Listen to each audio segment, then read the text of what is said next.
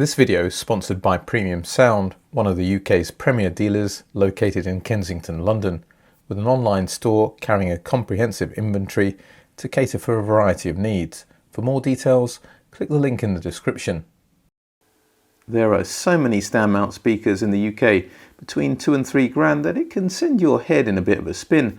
So let me remind you of some of my favourites. The neat petite classics retail for £2,000 a pair. For smallish speakers that could easily be placed on a bookshelf, they're surprisingly dynamic, but also very resolving and neutral in tone.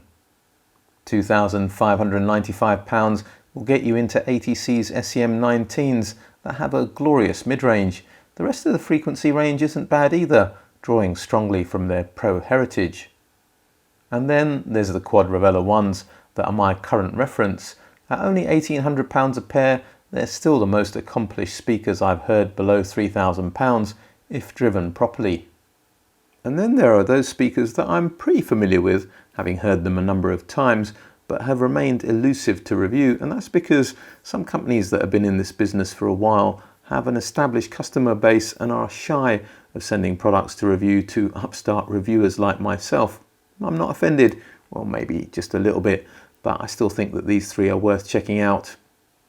The ProAct DB1s sell for £2,740 a pair.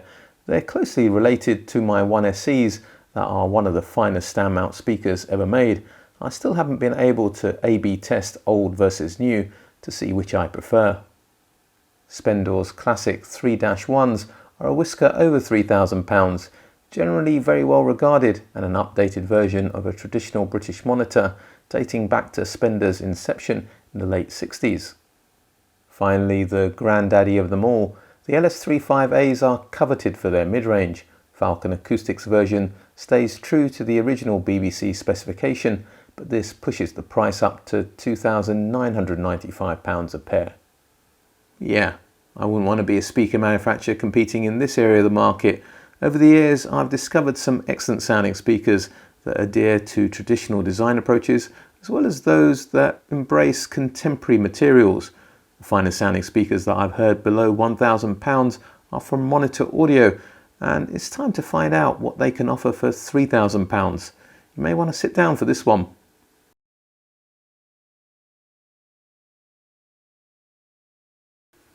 The Monitor Audio Gold series of speakers are now in their 6th generation. The range incorporates a centre channel and an on-wall speaker for home cinemas, 2 stand mounts and 2 floor standing models. The Gold 100 6Gs are the larger of the 2 stand mounts. As far as I'm aware, they're the only 3-way speakers in Monitor Audio's portfolio that are not floor standers. Retailing for £3,000 a pair, each speaker measures 448 by 230 by 357 millimeters or 17.6 by 9 by 14 inches. That's pretty large, and they are heavy at 14 kilograms or 31 pounds. The Gold 100 6Gs are available in 3 colours: high gloss black, satin white and a sustainable man-made ebony called Macassar that you see here. As I've come to expect from Monitor Audio, the fit and finish is excellent. The 100 6Gs are rated as 86.5 dB sensitivity into a nominal 4 ohm load. A 203mm 8-inch ceramic coated aluminium magnesium alloy cone driver handles the low frequencies, specifically 49 Hz to 700 Hz, quoted in free space. The dimples on the cone are designed to lower distortion and breakup nodes when combined with an optimized cone profile.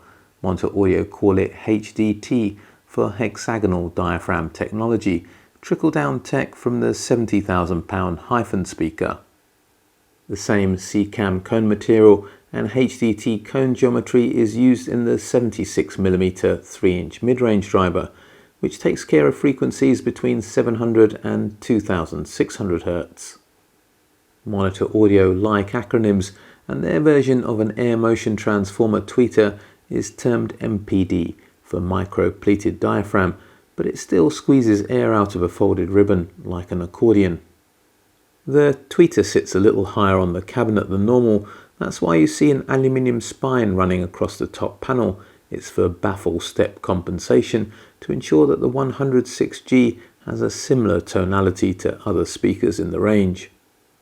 On the rear is a rib-flared port to reduce chuffing noises and 2 sets of reasonable quality speaker binding posts, but ditch the supplied links for good quality speaker cable jumpers if you want to hear the Gold 100 6Gs at their best.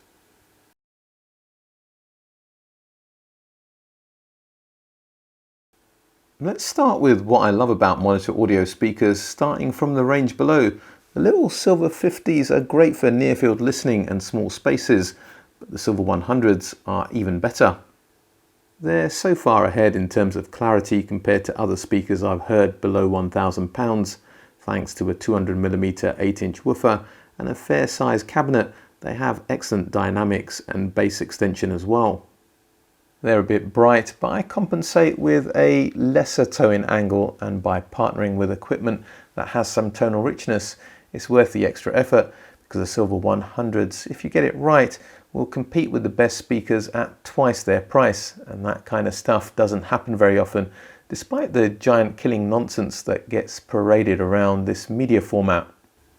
The Gold 100 6Gs may be almost 4 times the price of the silver 100 7Gs, but they're a league ahead in fidelity. You hear a lot more timbral information in recordings. Vocals and instruments are significantly better defined, whilst being presented in a more focused soundstage.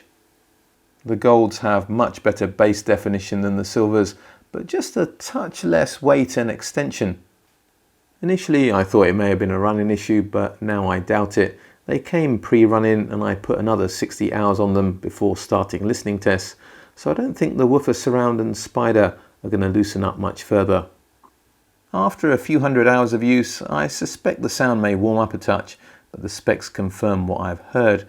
The silver 100s are rated as going down to 35 Hz as an in-room response, and the Gold 100s are rated as going down to 49 Hz as a free space response. Why Monitor Audio don't quote both speakers in the same acoustic environment beggars belief, but there's still going to be a difference. Time for a music recommendation. Playing Midnight Sugar by the Yamamoto Trio, and if you're streaming, try to find the Director DSD version. Anyway, I could hear the Gold's magnificent note-to-note definition with the double bass, but with slightly less authority than the silvers. However, the timbre of the piano and the shimmer of the hi-hat on the Golds was a lot better. Overall, the Gold 100 6Gs comfortably outclassed their junior sibling, so let's shift up a gear. As I mentioned in the intro, don't be fooled by the £1,800 price tag. The Quad Revela ones are overall the finer sounding speakers I've reviewed below £3,000. They just need an amplifier with enough current to drive them. But these monitor audios are tighter in the bass and have a crisper attack to mid-range transients with a more precise soundstage. In these aspects, they're class leaders. The fact that the quads are a step down in clarity is quite a revelation, but they do add some more acoustic mass to the bass and mid-range. In those areas, the Gold 100s can come across as a little bit lean and dry. With some recordings, vocals and acoustic instruments can sound like they've been put on a bit of a diet, which means, in all bar the most revealing of systems, the Revela ones are the safer bet. I had to jump up to £5,000 and the Alta Audio Alessas to match the levels of resolution delivered by the Gold 100 6Gs, although the Alyssas have a different presentation, a lot deeper in the bass and a fuller and more relaxed mid-range. The Gold's ability to pull a similar amount of information from recordings as the Alyssas is nothing less than remarkable, and that's as close as it gets to giant killing on this channel. So what can be done to address the tonal balance?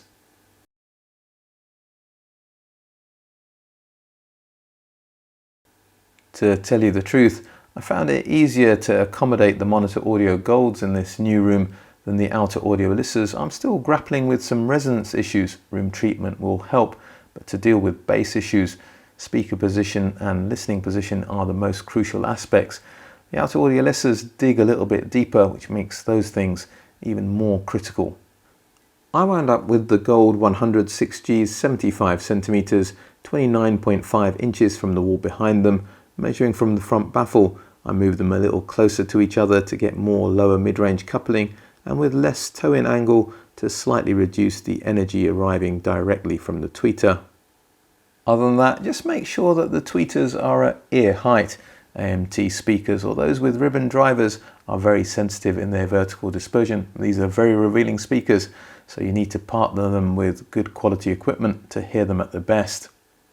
The £299 Blue Sound Node Nano streamer used as a transport connected via an optical cable to my circa £1,000 Denfrips Aries 12-1 DAC was a great starting point. But I could certainly hear the improvement in overall sound quality switching to my Auralic Aries G1 and Denfrips Pontus 15th. Even at around £5,000 for the pair, it wasn't overkill. I'm in danger of labouring this point, but this is a testament to how revealing these speakers are. As for amplifiers, stick to those with a warm tonal balance. My £1,950 Exposure 2510 has modest power but is very revealing in the mid-range. Power was no issue, confirming that the Gold 100 6Gs are reasonably easy to drive, but I've never heard so much fine detail and timbre from this exposure amplifier. I still would have preferred a touch more richness to the mid-range. The nice thing about tube amplifiers is that you can change the sound to some extent at least by switching out vacuum tubes or tube rolling as it's commonly referred. Another excellent pairing was with my Wilsonton R8 running Tunsil 6SN7s on the preamp stage, PS Vane T2 collection CV181s on the driving stage and KT88s from the same collection on the output stage, but playing in triode mode rather than ultra linear. Triode gives a fuller but slightly less punchy and not quite so detailed sound as ultra linear mode. If you want a warmer presentation but again trading some power and resolution, then try these. These are PS Vane replicas of Philips vintage EL34s. If I can get the box open. Look at them, aren't they lovely? If you put these in the output stage of your Wilsonton R8, anything remotely resembling dry or analytical in the sonic character of the monitor audios is gone. Back in the solid state camp, my £3,250 Hegel H190 was also a great dance partner for the monitor audios. The amp's neutrality, detail, grip and control allowed the strengths of the Gold 100s to come through. My vintage Exposure 21 Pre and 18 Super monoblocks opened up the soundstage further and I was able to gain access to even more nuanced information. Yeah, there was still some coolness to the mid-range, but not excessive. I wish I had an Atoll or a Sugden amplifier to try with these speakers. Both amplifier brands have a distinctly warm character, but I'm here primarily to share my findings, not indulge in fantasies. So it's time to wrap things up.